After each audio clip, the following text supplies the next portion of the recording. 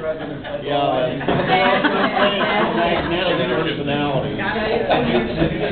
Everybody's coming and wants to see if I goof up.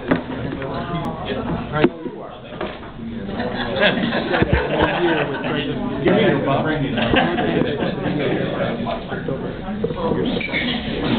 All right, we'll start off this morning with our speaker. It's Lisa Bosquez, and Judy's going to introduce her. Okay.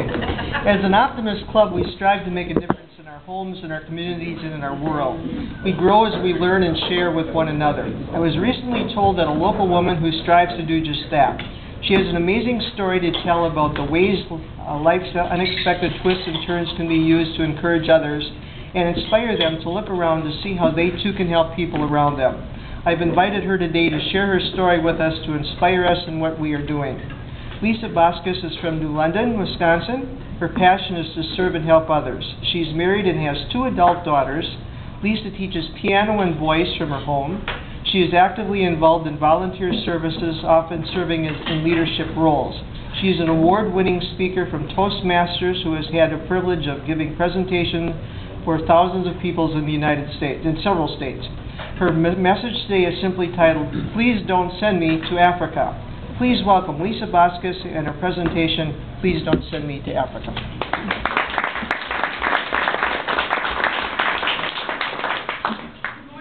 Good morning. It's great to be here with you all. And I thought every day deserves a song, doesn't it? Yeah. Sure. One of my favorite songs was made popular probably about 20 years ago. It goes something like this. Please don't send me to Africa. I don't think I've got what it takes. I'm just a man, I'm not a Tarzan. Don't like lions, gorillas, or snakes. I'm happy right here in suburbia in my comfortable middle-class life. So please don't send me out into the bush where the natives are restless at night.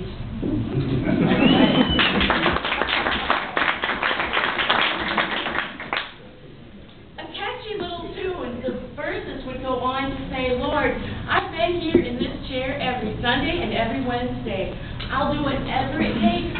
Please don't send me to Africa. Well, I'll collect the offerings. I'll write my checks for 11%. I'll make sure it gets to where it needs to go. Just please don't send me to Africa. I'll take care of the children in the nursery. I'll go over and I'll take care of the youth at the youth retreat. Ooh. Oh, just please, God, don't send me to Africa. I related to that song. I thought it was fun. I thought, why not? I do all these things in my church, too. I don't need to go to Africa. This is great right where I'm at. So you can imagine that song whirling back into my mind when my daughter came to me about 3 years ago and said, Mom, I want to be a missionary to Africa. Boy, my thoughts just went sailing right out of that room, and just about as fast as they went back, I snapped back to it like a good mom should and said, okay, honey, if that's what God has for you, I'll support you in any way that I can.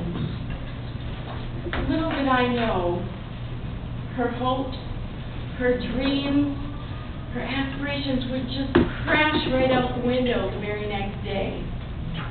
She was traveling with her sister Hannah and her friend Morgan. They were having fun like teenagers do, just going to buy birthday gifts, laughing, having a good time, when their compact car was T-boned by a full-size pickup truck. The impact of that crash sent her head crashing into her friend's head. She shattered her friend's eye socket. She broke her friend's clavicle in 3. Morgan and Hannah were hospitalized for 3 days. Morgan had surgery for her broken bones. But my daughter, Rebecca, sustained most of the trauma. She was left in the ICU. When we got to the hospital, we weren't told for hours what would happen to her. When we did finally hear anything, they said, we don't know if she will live. After days passed and we knew she was going to make it, they said, if she continues to make it, we don't know if she'll ever leave a medical facility. If she walks, she'll likely walk as if she has cerebral palsy. And if she comes out of this, we have no clue what her cognitive functioning will be. It looks like her brain has been shot at close range by a shotgun. The devastation was terrible. It was one of the worst times of my life. Yet, as I look back, I can see now that I was taken outside of my comfort zone into that new piece of Africa. I can see now where that experience has allowed me to reach out to other people, to share the things that I've learned along the way, and to really pour into other people's lives and help them out.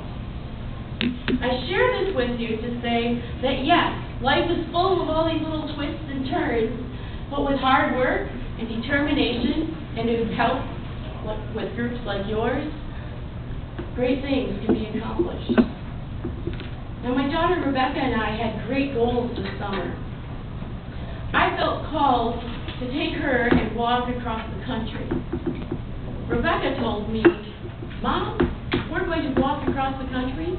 That means coast to coast, all the way from Savannah, Georgia to San Diego, California. Woohoo! What a goal! I was coming out of a severe bout with post-traumatic stress disorder. Rebecca worked at Walmart, but to be honest, the extent of her exercise, if you want to call it that, was changing the television channels using the remote control. This was going to be the trip of a lifetime and a challenge beyond any that we could ever imagine. As we thought about the trip and what we would like to do, thought we could just walk from one place to the next, or we could use our experiences to instill hope and inspire others and share Christ with the people that we met. How can we do that? We could meet with people all over the place.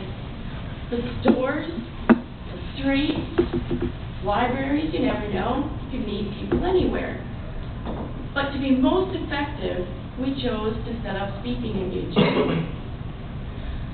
So, having worked in churches and having been with the Toastmasters for a while, I knew I needed to plan ahead. So I called different groups. I set things up. I set some lodging arrangements up. But I also knew that I was traveling with Rebecca, the girl with a brain injury, the girl who still suffers from migraines and extreme fatigue. Not to mention the fact that we would be traveling in the south, where there's plenty of heat and humidity. So I only set up a small portion because we needed to see how it was going to go. And thought, I can have help back home. They can help me call. I can call as I'm on the road. And we'll set things up as we go. One day after walking, I had a speaking engagement set up in Savannah. Have any of you ever been to Savannah? Excellent. So you know what it's like. You know that it's a busy town. And as I drove downtown Savannah, I found myself driving around one block, and another block, and another block, and around the same blocks all over again. And I could not find a parking spot. Probably might have been a half a mile away from where I needed to speak. So I thought, man, this kind of stinks. I've been walking all day, and now I get to walk to my speaking engagement. But it's okay. It's beautiful down here. I finally relaxed and enjoyed my parking location after I spoke, because then I came out and I looked at all the grand buildings. I was able to enjoy the cobblestone streets and the squares, watching the people and their dogs interacting and having fun. And then I saw Anthony. Anthony was sitting there with his hand extended to me, holding a rose. And when I saw Anthony sitting there with that rose, looking straight at me, I really ought to be ashamed of myself. But I need to admit that my thoughts were not very very good. I thought, man, I don't want to go up to him. I don't want to talk to him. I don't want to have to give him money. I just wanted to enjoy my time out here. And then I thought, time. I have all the time in the world. I'm on a trip across the country. And what is one of my goals for this trip? It's to talk to people, to inspire them, to give them hope. So who am I to turn my nose up and walk right by? So I went and I sat next to Anthony, and I told Anthony, I said, Anthony, I'm walking across the country. I'm not sure that I can really spare the funds for your rose. He said, that's okay. And then we started talking about the trip and what we were doing. He says, I am one of the best at what I do. See this rose? It wasn't just a flower. It was made out of palm leaves. He had to take time and effort to make that. He had to collect the palm leaves. And as we sat there, he began to discuss with me the people that walked on by. Before they even saw him, he showed me, he says, see that family right there? The children will want to come see what I'm making. Their parents are going to say, come on, children. Sure enough, that's what they did. And Anthony assured those children they could have his rose, no cost, not a problem. Well, wouldn't you know, those kids came running back with a grin and smile all over their face because they got to give Anthony money. What a blessing it is to be able to give. It's more blessed to give than it is to receive. But then Anthony showed me the people who tended to be anywhere from their 20s through their middle ages, and they would either walk straight by, not looking at all, or those that would actually see him and turn the other way quick because we wouldn't want him to know we looked, because he might be homeless or something. Anthony was an amazing man. He understood people. He understood that he was there to serve people. And as he saw a family pushing a girl in a wheelchair, he simply said, watch this. He ran up to them, said, here you go. And not only did he have a rose, he had a full wreath made from a heart and 3 roses. It was his most glorious creation. That family was able to experience the gift of generosity. He gave a little piece of himself with nothing expected in return. And I thought, wow, I'm on a trip across the country, and I hardly wanted to sit with this man, but all the blessings that I'm getting, just watching him and learning from him, amazing. I wasn't expected to see his wife. She came running up and she says, Anthony, Anthony, I need a rose. He looked at her and said, why? He said, I was just witnessing to a woman, and she gave me $1. A single $1. And she was so blessed beyond belief. She had to take one of his precious creations and ran it over to her, the woman who felt bad for her. Ashley returned. She and I talked. Ashley told me about her experiences in life. See, she had traveled to state after state after state. She'd even been to France. I said, Ashley, how did you do that?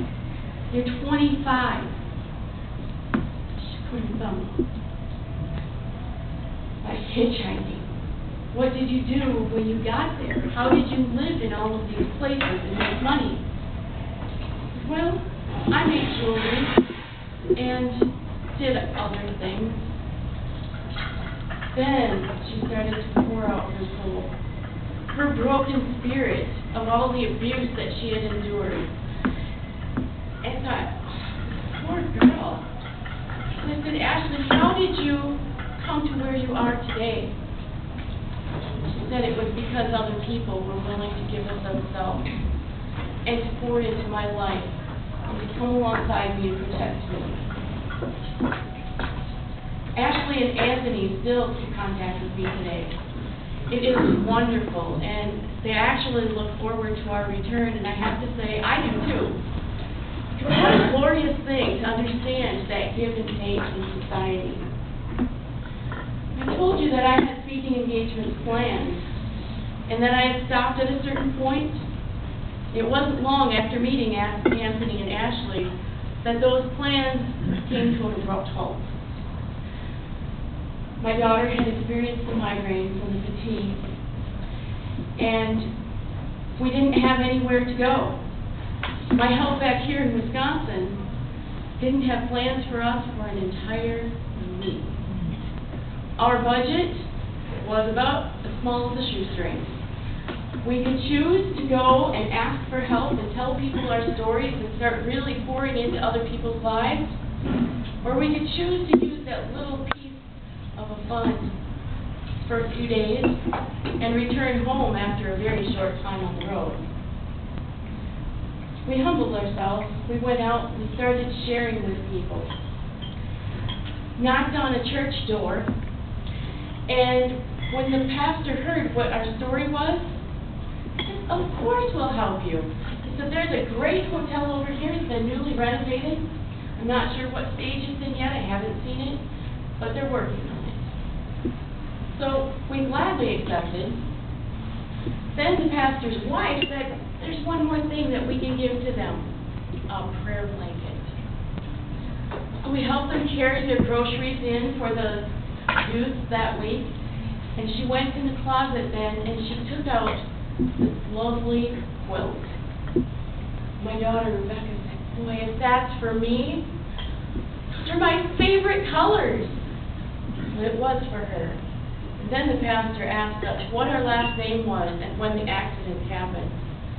He explained that each knot had been tied and prayed over for the person that it was intended to receive it. When he heard who we were and when the accident took place, his jaw just about hit the floor, and he said, "We were praying for you." A little church all the way in Georgia heard about us. We didn't know a soul in Georgia. It was the most amazing thing ever. It wasn't long after he said that we were praying for us that my other daughter picked it right up and she said, "So that's why you're alive." The love of a sister, you gotta love it.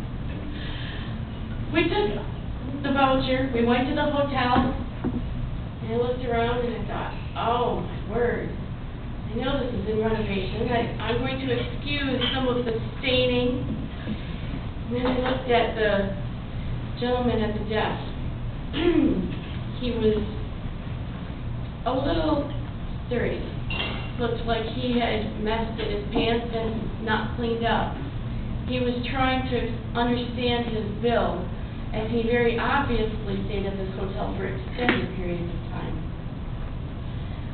Then it was my turn, the counter, presented my voucher. The woman says, "All we have are smoking rooms. Will that be okay?" Smoking room. There go my thoughts all over again. Who wants a smoking room? Not even smokers want a smoking room. Here I am. I've got my small budget. But who am I to refuse this gift that's been generously given? So I went out to the van and I said to my daughters and my sister-in-law who were helping drive, "What do you think?" And she said, "Well, beggars can't be choosers." So I went back in, we accepted the room, we took our luggage, and we hiked up steps, and long steps, and we finally get to this big door. We opened it, and this wall of smoke just knocked us right down. It was cigar smoke, cigarette smoke, marijuana smoke, you name it, it was there. I thought, okay, this is the hallway. Let's go to the room. Maybe the air conditioning will help take some of this away. So we opened the door to the room. That looked okay. The chair? I don't think I want to sit on that. It was just filthy and gross. But even though the bed looked okay, we know they don't always clean the bedspread. So the first thing we did was peel that bedspread back, only to reveal stain after stain after stain. It was disgusting. So those went on the floor, and as my girls said a few words, my sister-in-law was quick to remind them, we've called this trip Cloud and Pillar, reminiscent of the Israelites. We have nothing to complain about. When the Israelites walked across the desert, they didn't have air conditioning or a roof over their head. They didn't have water, at least not that comes out of a faucet, and they certainly didn't have a soft bed. Let's just go down to the van and get our blankets and our pillows, and we'll cover up as much of our body as we can. It'll be fine. So we did. We got downstairs, and there was a security guard. Another little clue that this isn't a great place. The security guard at a hotel, at least at this kind of hotel, probably means there's some funny behavior going on. But I talked to him. I asked him about route advice and shared our story with him. He was so blessed, he reached in his pocket and handed me the money that he had. That really took him by surprise. But then he saw where we were going. He says, "You're going in that building?" "Yeah." "You can ask if there's room in this building." I did, "But thank you. You be careful in that building. That building is full of drugs and prostitutes and transients," and kind of stopped right there and said, "I'll be here till 4 a.m. If you need anything, just call. I'll be on my way in no time." "Okay, thank you very much." So we hiked back up to our room, and now we knew we could pray for all these people around us, so that's just what we did.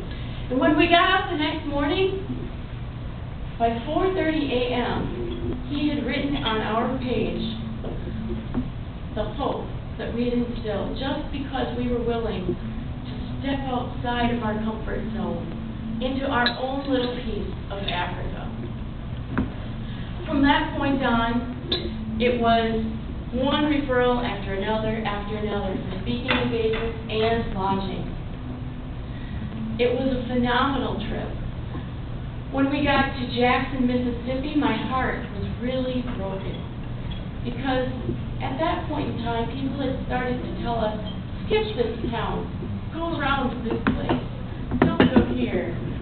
And as we asked why, they told us, it's just not safe. You're a couple of women walking down the street. I thought, well, we're women, we have a driver, and we'll be okay. Best just to skip it. So when I went to church in Jackson, I met with a missions pastor. Pastor Bob told me he had no idea how to do missions in a community like that. That really stuck deep into my heart. Because I thought, seriously, what are they afraid of? It all came together when we got to Selma. Selma, we learned that it was black people. Stay out of the black neighborhoods. And the advice from a church member, you're walking down the highway and a brother calls to you, just keep on walking. Okay, so we were out walking. I thought we'll take the historic district today. All the grand, beautiful houses, might as well experience some of the culture as well as the architecture. And as we walked, those historic houses came to an abrupt halt, and the new neighborhood began. We walked along, and there it was, a group of guys playing poker. They saw us, and they were just as rigid as could be. I waved, said hi. They got on their game, kept walking. There's a group talking on their porch, as rigid as could be as soon as they saw us. Hi. Everything's all cool. So we kept walking, and it wasn't long before my daughter turned to me and she said, "Mom, that guy's hollering at us." Where? I thought there was just a kid on his cell phone.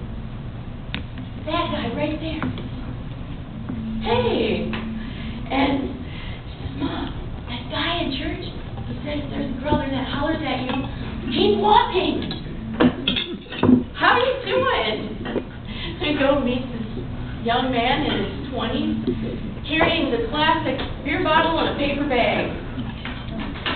We chatted with him, shared with him about the trip. Next thing you know, along comes this little 14-year-old friend, little gangbuster kid, black and blue attire, pretty obvious, part of the gang.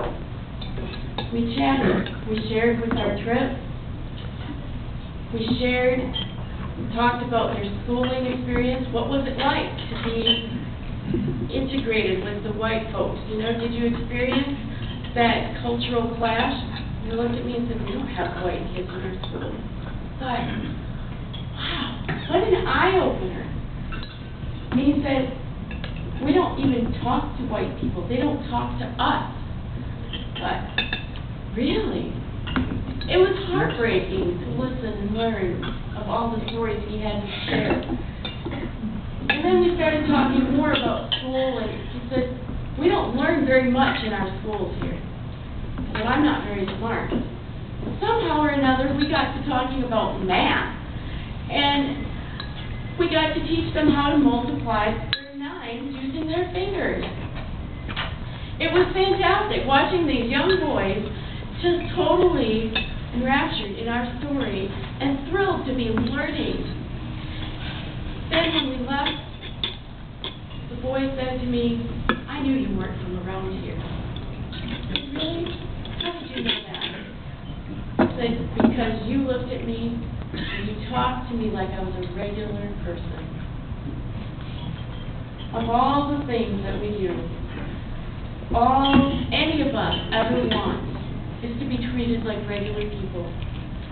A smile goes a long way, a few words go a long way, and just giving of ourselves to one another goes a long way.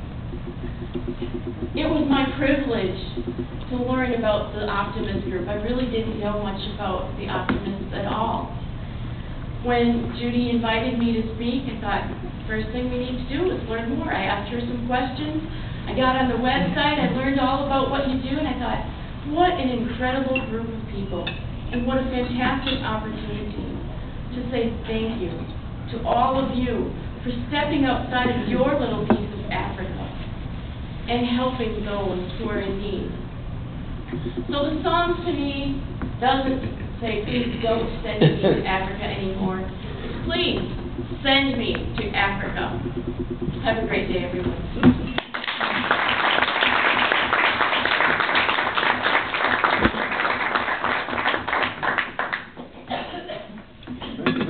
I'm sure you could probably talk for another hour or so about what you're talking about. Unfortunately, they won't have you back to do that. Thank you.